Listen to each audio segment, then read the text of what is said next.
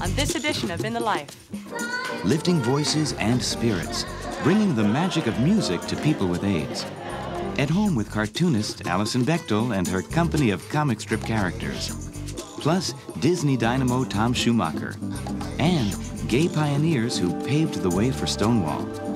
All this and more on In the Life.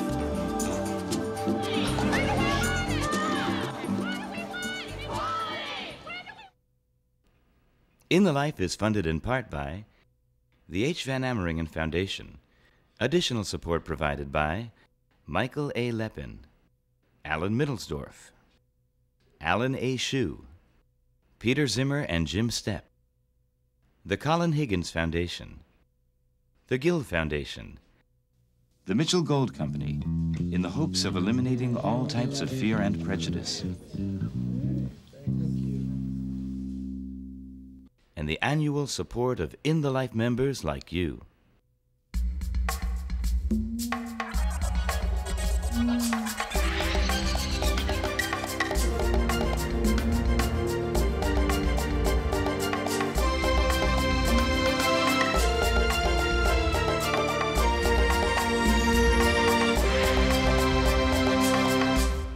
Welcome to In the Life, America's news magazine on gay and lesbian culture. I'm Katherine Linton. Stories about AIDS and HIV may not grab the headlines as much as they used to, but the epidemic is far from over, and the numbers associated with the disease are devastating. Over 30 million victims worldwide, 19 million deaths, and more than 5 million new cases diagnosed in the last year alone. The campaign to give care and comfort to people suffering with AIDS continues to be waged on many fronts. On this episode of In the Life, you'll experience the medicinal power of music as Andy Hum tunes into performers who are lifting their voices to entertain and educate about AIDS. And we visit cartoonist Alison Bechdel and her comic strip characters at her home in Vermont. And we'll introduce you to the man behind some of the most popular movie characters today, Disney's Tom Schumacher. There were no limitations creatively put on Aida. We have financial limitations. Obviously, I have to work within a budget and it has to make sense. But I had the resources to call upon almost anybody and say, hi, I'm working on a musical. So I could actually say to Elton, hi, I'm working on this thing. Do you want to write on it? Nothing can be altered.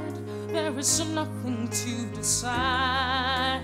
No mistake. But first, a look back at gay history and a group of pioneers who were in the forefront of the fight for civil rights. The Stonewall Rebellion is generally viewed as the event that marked the beginning of the modern gay rights movement. But years before that 1969 protest in Greenwich Village, a handful of men and women had already been staging quiet but courageous demonstrations against job discrimination in the government. Lifelong activists Barbara Gittings and Frank Kameny were among those who engineered the pickets in places like New York, Washington, D.C., and Philadelphia.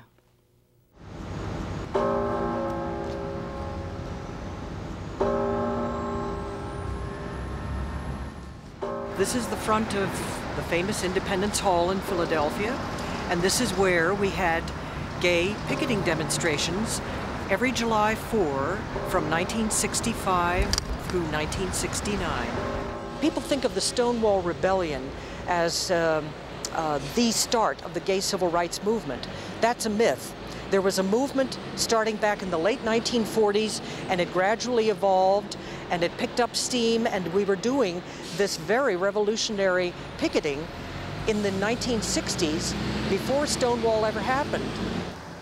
Frank Kameny was instrumental in organizing the pickets not only in Philadelphia, but also in Washington, D.C., where he keeps an informal archive of the picket signs in his attic.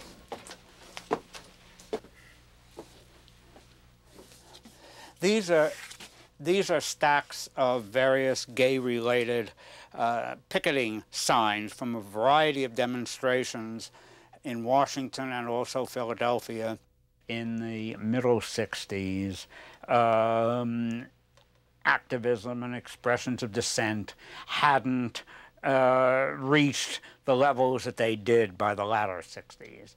And picketing in some such places as the front of the White House was the extreme expression of dissent par excellence. Things hadn't gone beyond that yet. There had been a big debate within the gay movement about whether or not we should have public demonstrations.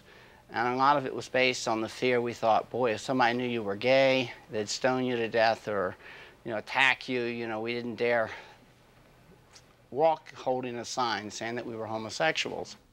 See, in those days, people thought it was very much smarter to pass, and that people who didn't want to pass were just inviting trouble. Nobody was out then. I was probably, certainly for example in my group down here, I was the only person who used my own name.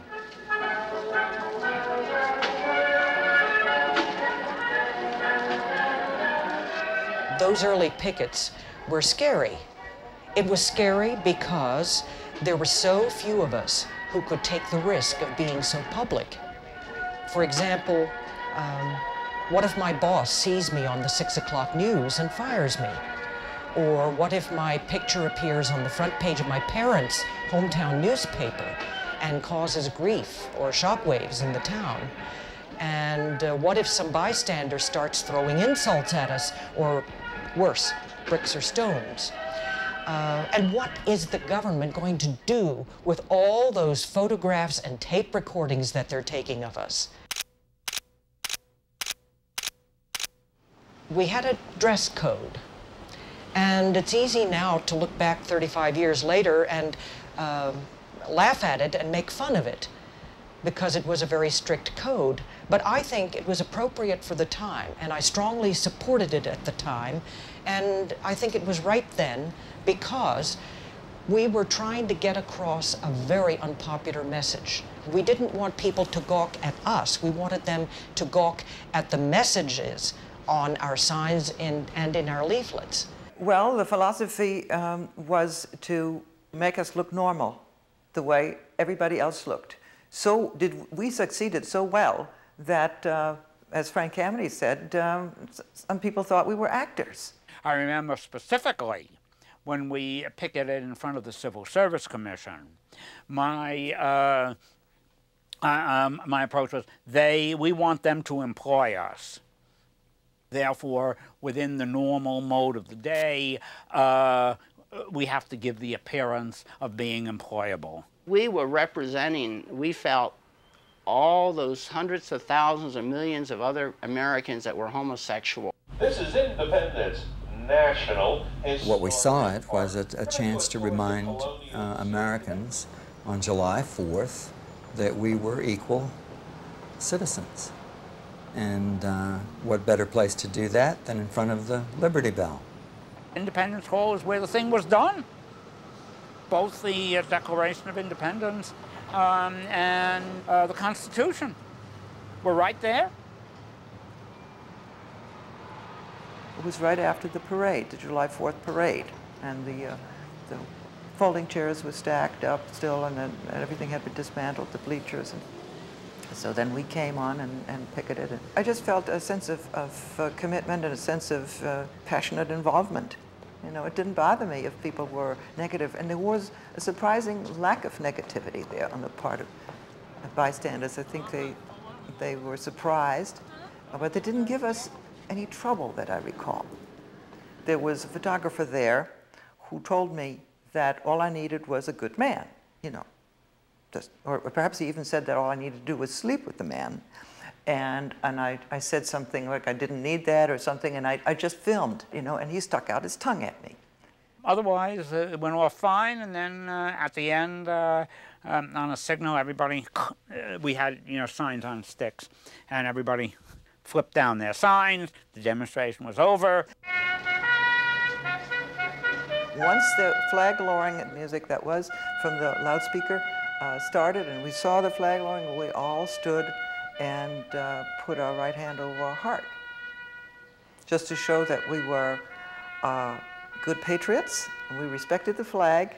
You know, we were first-class American citizens, and we have wanted, that's a message we had wanted to tell everyone from the beginning. We are first-class citizens. We are not marginal people. I feel that those demonstrations led directly into Stonewall in '69, and that without our demonstrations starting in '65, Stonewall would not have happened, because what they did was to create the mindset for gay people who had never ever before done this to demonstrate publicly, to dissent publicly, to do things out in the open. And nobody had ever done this before. The 1969 demonstration took place just about a week after the Stonewall Rebellion in New York City. A lot of people who were fired up by the fight against the police at Stonewall came down to Philadelphia or came from other cities into Philadelphia and joined the demonstration, and it was the largest we had ever had. There were about 150 people. That sounds like very little today, but for us, it was a huge turnout. Here we saw men in blue jeans, T-shirts.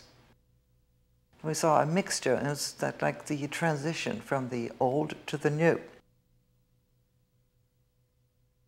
All of this, it was sort of a movement pulling itself up by its bootstraps. If you want to pursue the metaphor, we created the bootstraps, and then other people pulled and pulled and pulled, and up it went. And pretty soon you have marches on Washington with hundreds of thousands of people.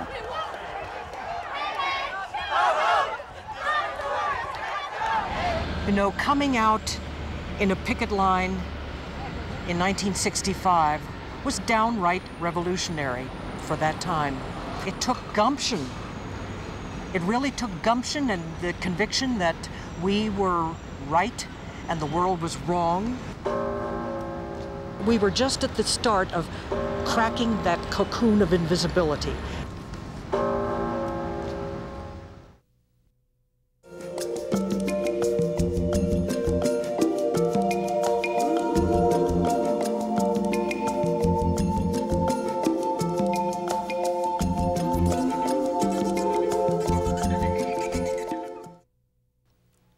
They have names like Mo, Sparrow, and Ginger. And be cautioned, they are dykes to watch out for. Or maybe you've already encountered them. They're characters in a comic strip of the same name created by cartoonist Alison Bechdel. Bechdel is one of the most successful cartoon artists in a genre known as lesbo and gay comics. This comic book style first appeared in the 1980s, long before gay characters came out in mainstream newspapers and magazines. Bechdel has been drawing Dykes to Watch Out for 17 years, and what started out as a feature in one feminist monthly now appears in more than 65 publications nationwide.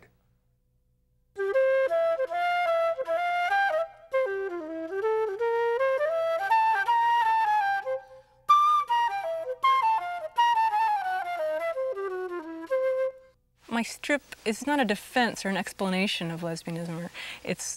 That's like the ground. That's what I take for granted, and the character's experience is normative. Alison Bechdel is a university arts graduate who grew up one of 3 siblings in a Pennsylvania farm town. She has lived in places as varied as New York City, Minneapolis, and Northampton, Massachusetts.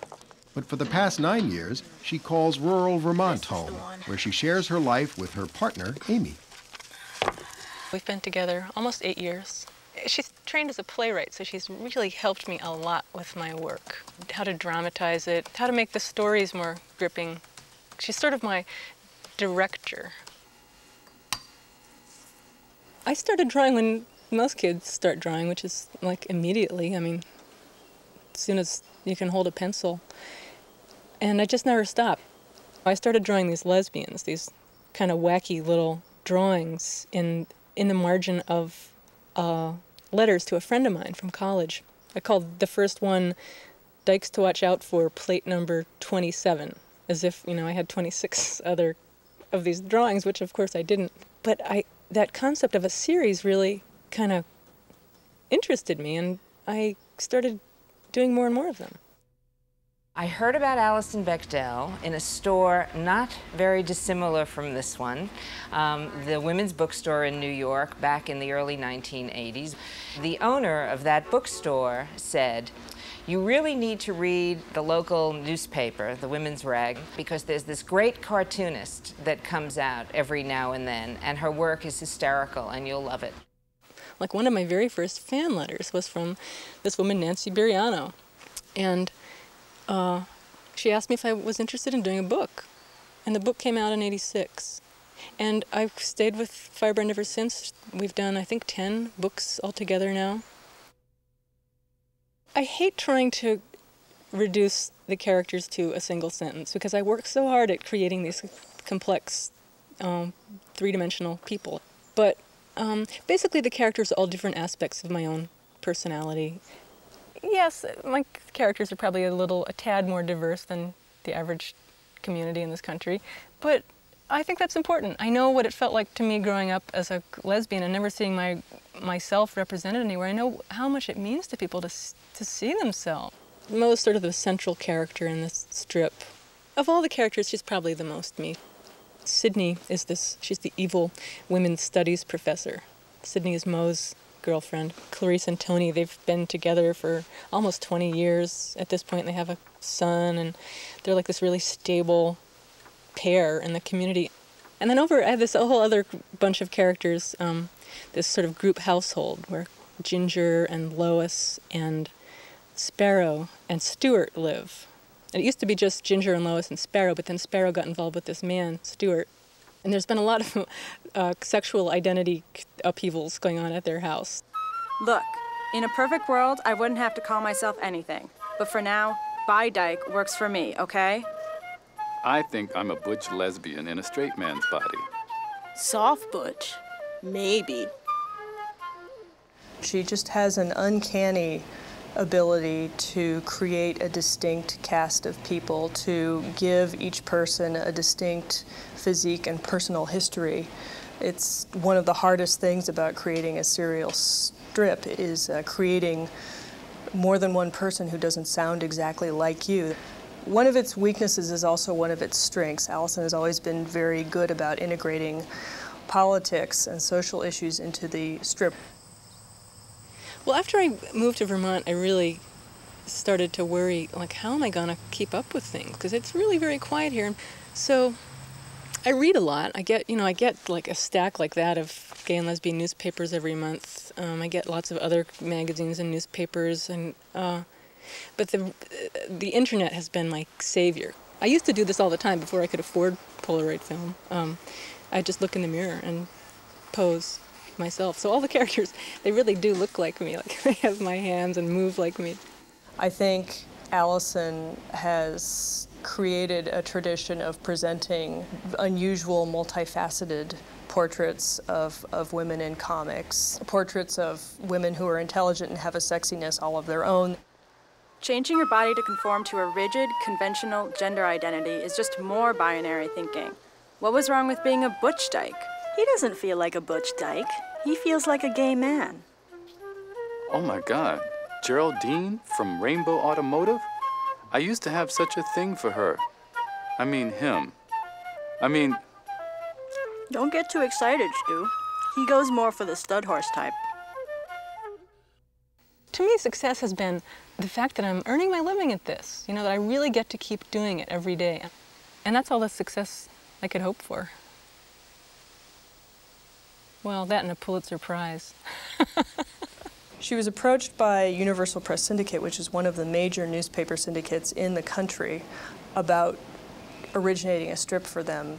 It's not that they wanted to syndicate Dykes to watch out for, they wanted to syndicate a much more sort of cleaned up kind of cartoon strip. She turned them down, like, I need to add that. Somehow being a lesbian saved me from going over to the dark side. Because, I grew up, I was just this kind of average, oblivious, white, middle-class American kid. I didn't know how the world worked. I didn't know what was really going on. And it was only after I realized I was a lesbian and I was suddenly outside of that little comfortable system that I was able to see it. I was able to see how it worked and what the nasty underpinnings of everything really were. She does a phenomenal job of identifying the comedy and the tragedy in situations that gay and straight people can identify with across the board. Alison's trick is to originate all these discussions within a queer framework, but she does it with a very universal touch. I used to say I write for lesbians and gay men, and that's all I really care about. But in truth, I've always wanted other people to read my work. But I don't want to have to sacrifice the authenticity of the characters who I write about. I don't think she's necessarily assimilated her cartoons. I would almost argue that society has sort of assimilated around them. I just read an interesting review of my work. It was talking about how lesbianism is becoming mainstream and assimilated, and that I don't mainstream lesbianism, rather I Dykes-stream heterosexuality. And that's going to be my new motto. Gay and lesbian youth are coming out at earlier ages, and many schools are becoming more and more open to their visibility. But some of these kids are facing a backlash.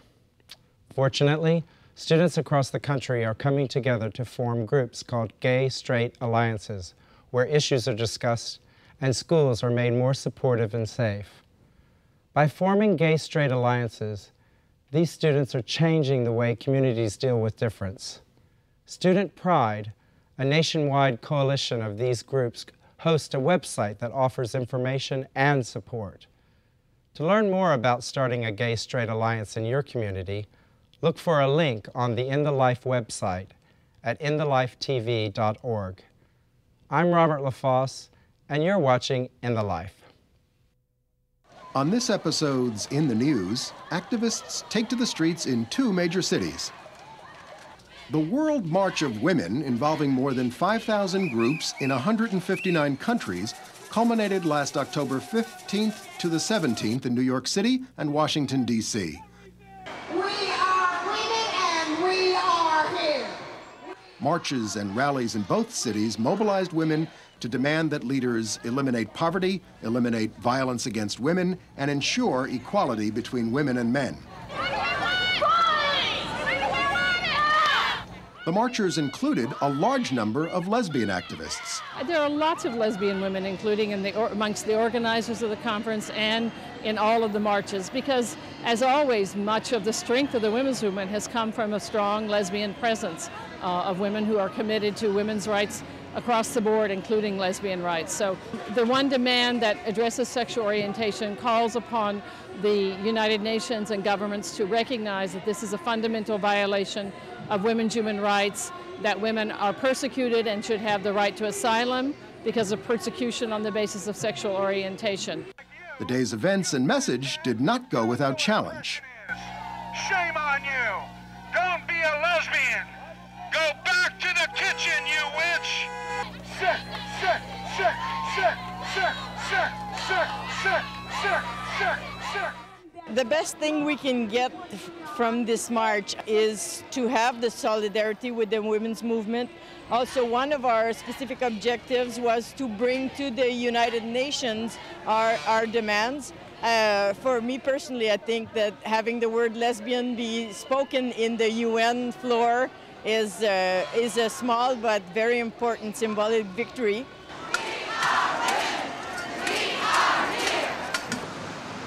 Also last October, Philadelphia was the site of the Behind Our Masks Literary Conference, a celebration of the work of gay, lesbian, bisexual, and transgender writers.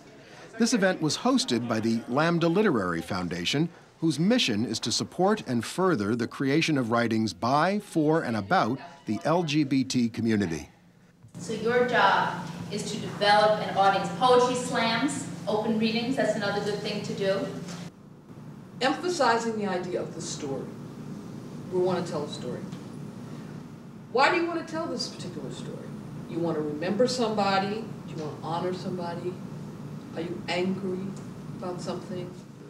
Hundreds of aspiring and established writers honed skills and exchanged ideas at the 3-day conference. Hi, I'm Mo from Dykes to Watch Out For, and you're watching In the Life.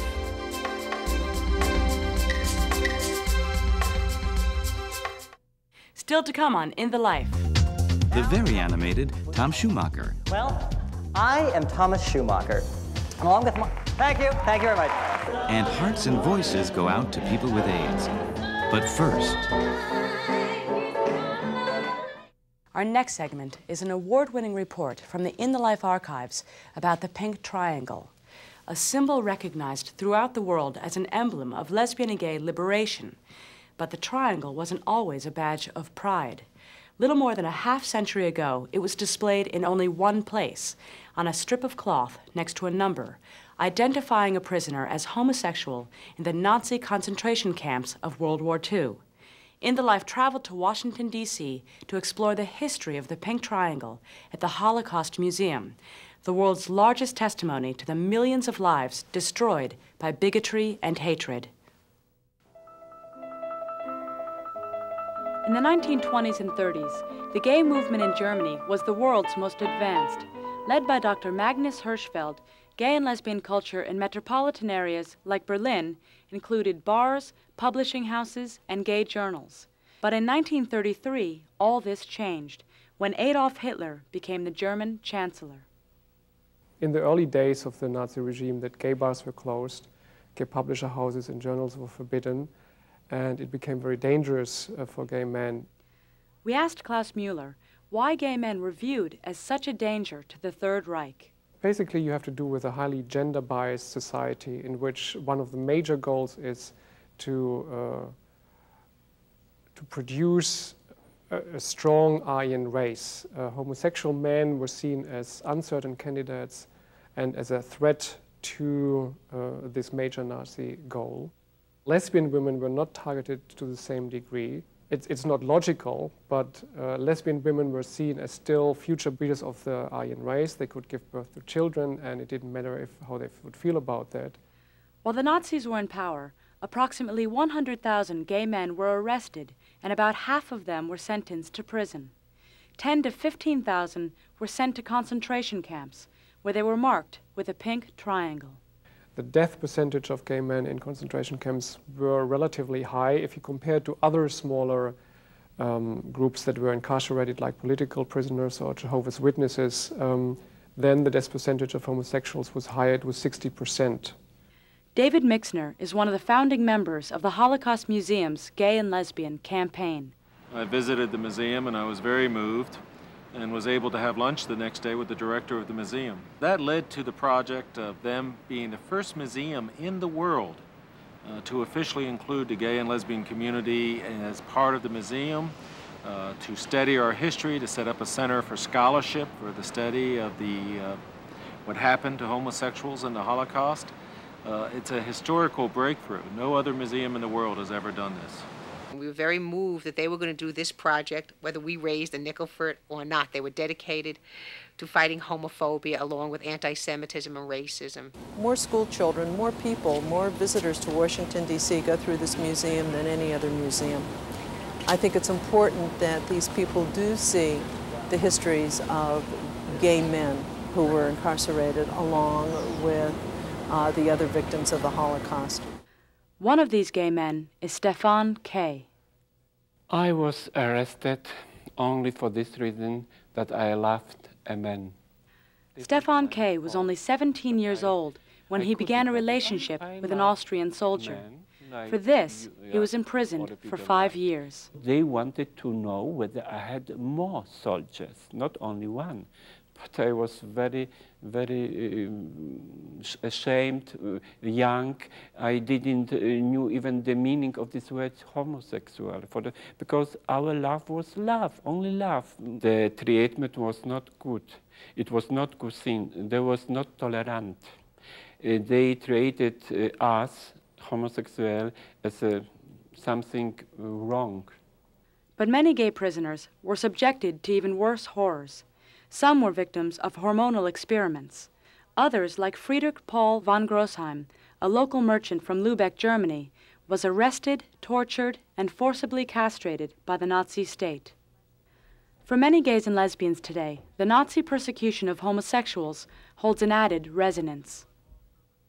You know, I've lost over 250 friends to AIDS and my partner of 12 years. And I've gone to great lengths personally to remember their faces and their names. And I was over in Amsterdam, and I met 2 survivors of the Holocaust, who not only was able to get out of the camps when the Allies liberated them, but were rearrested by the Allies and put back in prison because they had deemed that the Nazis had justifiably arrested the gays and lesbians. And it was one of the most horrifying stories I've ever heard in my life. We have to know what exactly happened, how worse it has been, and otherwise we can't learn if we can prevent it. At this moment there's a strong discussion going on about the radical right in the States using propaganda that resembles National Socialist propaganda. So we have to find out if this is true, where are the similarities, where are the differences, to analyze in which situation we are living. And we can't do that if we only live in the present. Sometimes then even when I wake, when I remember this bad time and so many, I smile, everything okay, but the memories, they are too bad, they are too sad, you will never forget it so quick.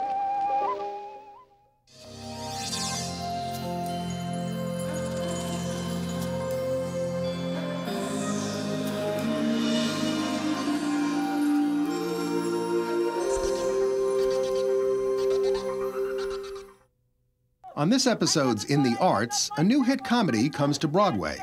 It's like something out of Kafka.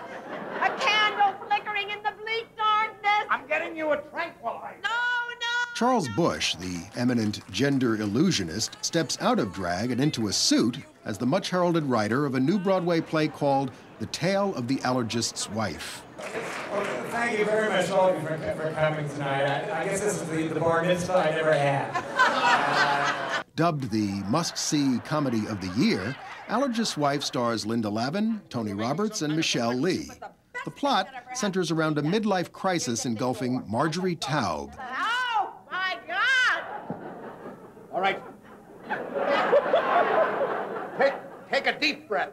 And a bit of same-sex intrigue which helps to stir up the already shaken Marjorie. He's just a frisky, androgynous, free spirit. I think you'll get a real kick out of him. Busch, who over the years has enjoyed great success in off-Broadway theater, savored the November 2nd opening of Allergist's Wife, his first on Broadway. Because I'll be reliving this moment for a long time. On the small screen, Lifetime Television brings us Cherry Jones and Brooke Shields as lesbian parents in the original movie, What Makes a Family. When Jones, the biological mother, dies, her parents fight Shields for custody of their daughter. Janine starts off as this girl, she falls in love. They have this wonderful relationship, they have a child. After being together for several years, Sandy decides that she really wants to have a child. It's something that she's been thinking about. She's a natural mother. But they're living in a society that is just does not predicate itself on accepting relationships based on love and based on anything other than conventional mores. And she gets thrown right into the system and has to fight for the custody of her child. Cherry Jones' family, played by Al Waxman and myself, and we're very supportive of the relationship and the commitment ceremony in the beginning and the christening of the child. And it's only when we lose her, that she dies, that our focus becomes blinded to what our feelings were before, because we want to keep the granddaughter. People have to appreciate the extraordinary love that these women had for each other and for this child that they so desperately wanted. I thought it was one of the most beautiful love stories I had read.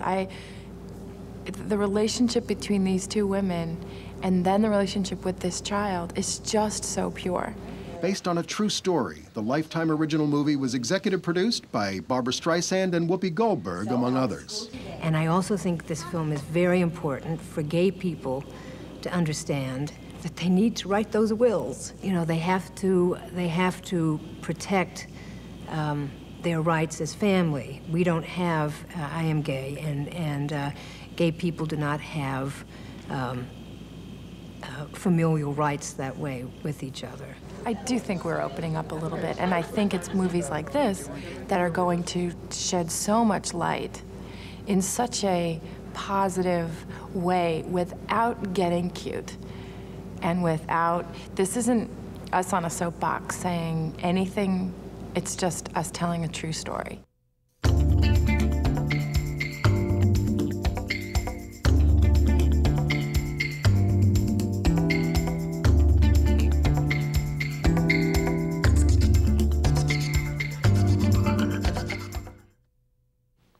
When it comes to having a major impact on the face of pop culture, only a handful of people in the world can boast the accomplishments of Tom Schumacher, and many of them probably work right alongside of him at the same company. We're talking, of course, about the Walt Disney Company, where Tom Schumacher participates at the highest level. Now you're probably thinking, who the hell am I? Well, I am Thomas Schumacher, along with my... Thank you very much. We caught up with the always busy Tom Schumacher on the day of the final dress rehearsal of the Los Angeles production of The Lion King. Welcome to the beautiful Pantages Theater, tonight's final dress rehearsal of The Lion King. The audience that night was made up of Disney employees. We are taking photographs tonight. You are not taking photographs tonight. I've been an out gay man since my freshman year of college. I have never once in my entire, now almost 13 years of working for this company, had anyone question me ever on this topic. The fact that I make work for families and make work for children, that's great. To me, that's not in any way at odds. Because my whole life I've done this. When I was in high school, I directed a children's theater company. I was a playground leader. I was a camp counselor. I've been a drama teacher. So to me, it just is a natural extension of what I do. I've spent so much of my life working with kids. And it is kids who are perhaps the most familiar with his work. Tom Schumacher is the president of Disney Theatrical Productions, president of Walt Disney Feature Animation, and president of Disney Television Animation. He has overseen every major animated hit since Disney's animation renaissance began in the late 1980s. At the core of almost every animated movie is some fundamental theme or moral lesson. Inside also all the movies is this idea of self, of who are you. Aladdin is searching for self. The Beast has to find out who he is. And the reason we search for self is because we fear that we're not accepted. From the point of view as a gay person, these movies speak to everyone who feels that they're outside, that they haven't been given access. They say that we do need to accept others, bring people in, that we're made mightier by inclusion, not by exclusion. But as like an out gay character, it's never been one in a Disney animated movie. Mindra said out. As strong as Schumacher feels about the films he's made, animation was never an area he expected to work in. Before coming to Disney in 1988, Schumacher worked in theater. All through high school, I obsessed on theater. Went to UCLA to be a theater major. Immediately, when I graduated, I began working for a very important theater company, the Mark Taper Forum in Los Angeles. Eventually, you know, there's a bazillion jobs, but I ended up coming to Disney with no animation experience to produce an animated movie. Schumacher was brought to Disney by Peter Schneider. You know, I first met Tom back in 1983 when we were both working on the Los Angeles Olympics. We had an office about the size of a postage stamp at the Mark Taper Forum. It was during the Olympic Arts Festival, and we had to share an office really about as big as the back seat of my car. 5 years later, Peter Schneider, as the new head of Disney Animation, asked Tom Schumacher to produce The Rescuers Down Under. The rest, as they say, is history. Oh, come on, calm down, really. In everything written about Disney's renaissance in feature animation, Tom Schumacher and Peter Schneider are almost always mentioned together. I'm the young one, he's the straight one. You know, I think it's very rare to find someone who can be a partner with you, and we've shared almost 15, maybe 18 years of working together and knowing each other. I can tell you what Peter will say to almost everything that comes up, and vice versa. We're very much in sync about how to problem solve, what to do. It's the most unique relationship in my life in terms of being able to think the same way. You never know who's in charge of what. We share things completely. So I think we're really indistinguishable in some ways, and yet we are completely our own people. The two were so successful with animation that Michael Eisner asked them to take Disney to Broadway with the now hit musicals Aida and The Lion King. When the idea of taking Lion King to Broadway first came up, my response was, well, we can't, because it doesn't fit. If it's not a Broadway-style musical to begin with, and it's all animals, and I only made one phone call together, and that was to Julie Taymor. Tom, in particular, was really interested in pushing the boundaries of what commercial theater was, what people would expect to see on a Broadway stage. He's one of the funniest people. And if you can't have a sense of humor when you're dealing with budgets, crises, firing actors, hiring, getting rid, making changes, it's just who wants to do it? Ironically, for Peter and I, the day we stood there holding our Tony Award in our hands for The Lion King, we got a Tony Award by coming to a company to make animated movies and then going back into the theater where both of us had started. Disney's next Broadway venture after The Lion King was Aida, where Schumacher again got to work with Lion King composer Elton John. There were no limitations creatively put on Aida. We have financial limitations. Obviously, I have to work within a budget and it has to make sense. But I had the resources to call upon almost anybody and say, hi, I'm working on a musical. So I could actually say to Elton, hi, I'm working on this thing. Do you want to write on it? Nothing can be altered. There is nothing to decide. I love thematically what the piece says. These two lovers who come together from opposite worlds, who find each other. I think there's kind of a spiritual side to it I like. Long-term commitments play an important role in Schumacher's life. He's been fiercely devoted to Disney for over 12 years. His close friendship and partnership with Peter Schneider reaches back 18 years.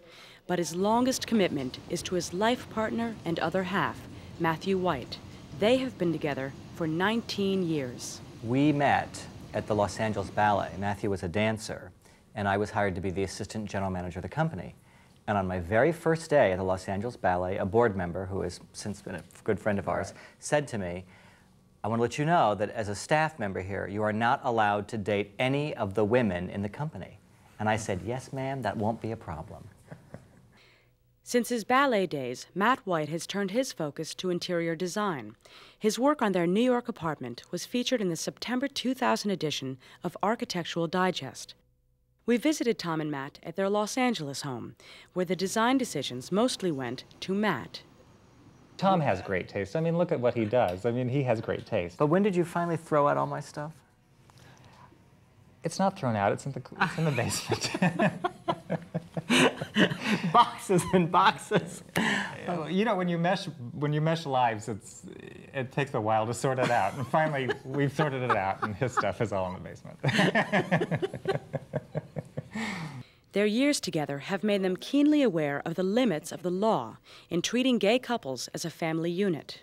Well, for us, in terms of just the organizing of our business affairs, the simple protection you would get in California, the simple protection you get from being married, the stack of paperwork that we have to have, the ridiculous, it is, as Matt says, it's appalling. Medical power of attorney, so that if Matt's in an accident and hospitalized, so that I can get into the hospital and make decisions about his health care, let alone just visit him in the hospital. That I have to walk in with a legal document. It's disgraceful. It's disgraceful in America that that happens. No matter what your level, that you know, it can all be taken away like that because there's no legal binding together. On the company level, Disney added domestic partner benefits in 1996. Michael Eisner, you have decided to give health benefits to all your employees, same-sex benefits. Was that a tough decision? We have a non-discriminatory policy at the Walt Disney Company. But you might have been easier taking the safer road, right? No, the safer road is the right road. You know, but when I came here, you know, that we didn't have domestic partner benefits, which we do now. It was very important to me. And I was given an opportunity, because I'm the senior executive of the company, I was given an opportunity to make it very clear how I felt. And I felt very listened to.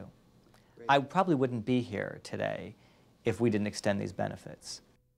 In an artistic environment when you are trying to foster people being completely open. You know, think of what people have to do here. They pour their souls out, whether onto a piece of paper, onto board when they're painting, onto something when they're drawing. People are giving of their souls. And the way you get people to do that, the way you can do that, is try to create an environment where people are just open. I work for the ultimate in family entertainment company. You think about it, you know, do you feel like, you know, I'm, you know, like super homo? You know, is that my job? Everywhere I turn, on one hand you feel like, oh, I have to be the model gay man. And then you realize, no, I just have to get my job done and support my family and do my work and always do something that I'd be proud of. Gay men and lesbians are still struggling to achieve the rights that most Americans take for granted. Among them are equal employee benefits.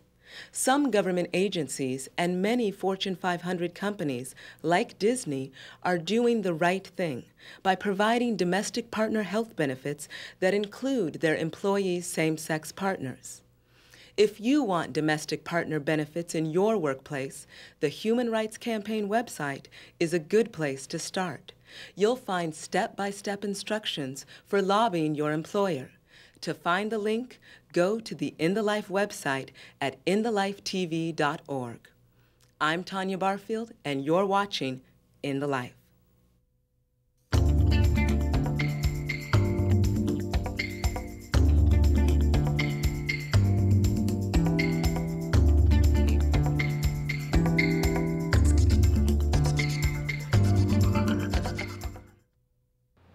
In our final segment, we focus on the music world's response to the AIDS epidemic.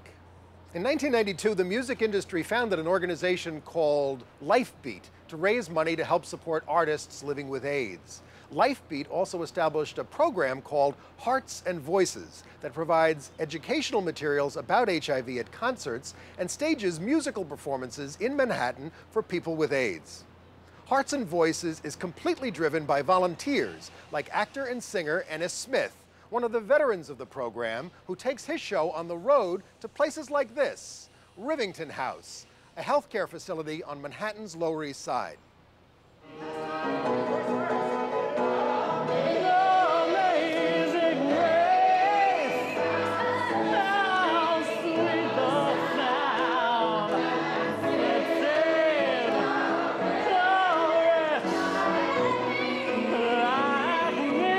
Initially, my goal was to be in the theater, but you discover that there are lots and lots of uses for your talents. So it's been everything from soap operas, certainly live performance, theatrical performances, everything from that to recording work. I heard about Hearts and Voices a number of years ago when I first began to do cabaret. Someone came to see my show and asked if I'd heard of the organization and if I'd be interested in volunteering my time, and I said, of course.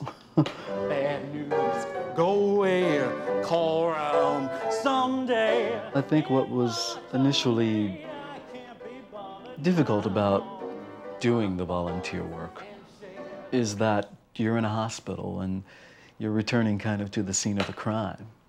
This place where you felt so much incredible sadness, where you've witnessed so much sadness. But a room is not a house, and a house is not a home when there's no one there.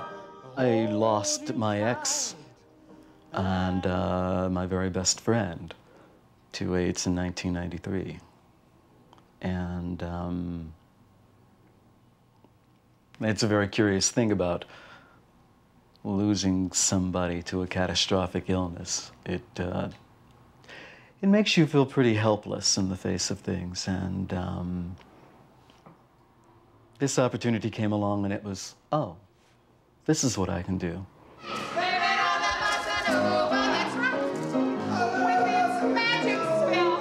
I want to serve in some way, and at the same time, I want to enjoy myself. It's kind of a reciprocal thing, and I find that through the LIFEbeat organization, I'm able to experience that.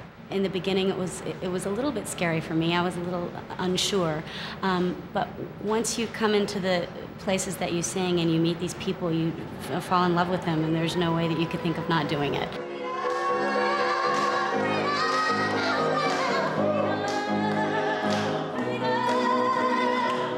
We do shows for people living with AIDS, and some of these people are in these facilities for months and in some cases years and longer. This is their night out, and many of them can't go out because of the illness. The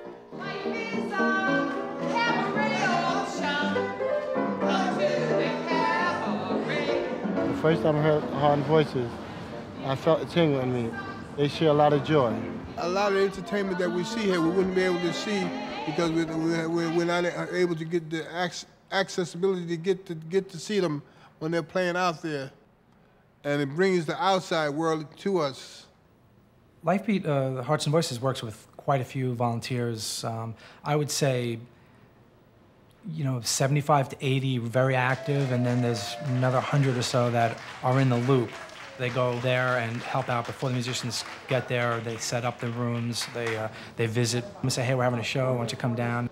I believed that you couldn't sit on the sidelines for this amount of time and not do anything. When I sit in the back or I meet the residents, or if they like the music and I get up and dance, that's pretty much fulfilling. Hearts and Voices is one of the programs that we have that's a part of LIFEbeat. We have two main programs that we do, which are Tour Outreach and then Hearts and Voices. Tour Outreach is basically a prevention program, where Hearts and Voices is our direct service program. We're primarily right now focused on prevention for young people. Over 50% of new infections are from people under the age of 25. So the message either isn't getting through or it's not being done correctly. Young people tend to have a feeling that they're invincible. This is not going to happen to them. So we're not seeing the numbers go down. Tour Outreach is our way to reach them. We go to concert venues in New York and in LA, and then we also do national tours. We either have a representative or local aid service organizations go to each venue. They set up a table and they do outreach. We've been on Lilith Fair, Ozfest, Red Hot Chili Peppers, just tons of tours. And it's a real non-threatening way for young people to come up and get information about HIV prevention.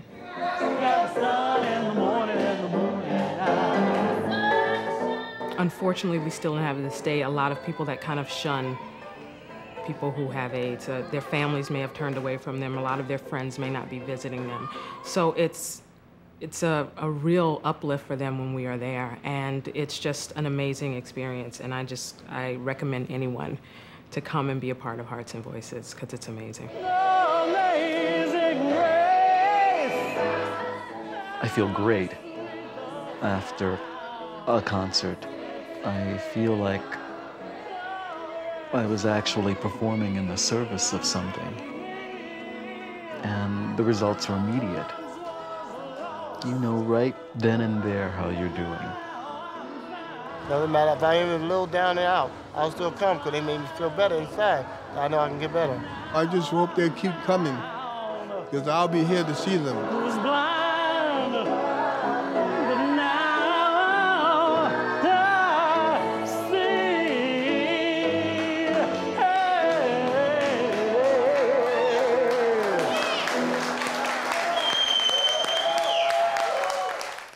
From all of us at In the Life, thanks for watching, and we'll see you next month. A room is still a room, even when there's nothing there but gloom. But a room is not a house, and a house is not a home when there's no one there to hold you tight, and no one there you can kiss good night. A chair, still a chair, even when there's no one sitting there. It's clear that a boy can rekindle our ancestors' dreams. It's enough, it's enough, it's enough.